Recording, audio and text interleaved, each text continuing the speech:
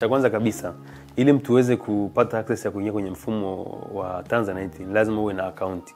Kwa mtu ambaye ni mpya kabisa, kwa sababu tuna aina mbili. Kuna wale ambao ni wapya na kuna wale ambao tayari wana leseni na wanataka kuzifanyia mabadiliko au kuomba leseni nyingine.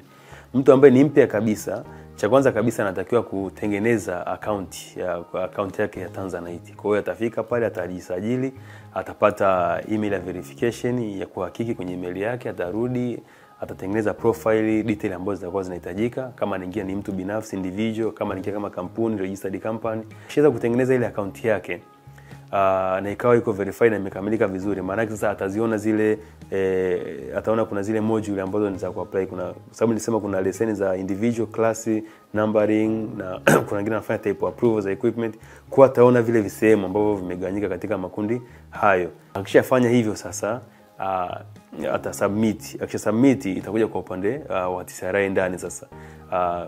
Ofisa wa leseni ataipitia, atahakikisha kila kisehemu ambacho kilitakiwa kuwa kimejazwa kitakuwa kimejazwa sahihi.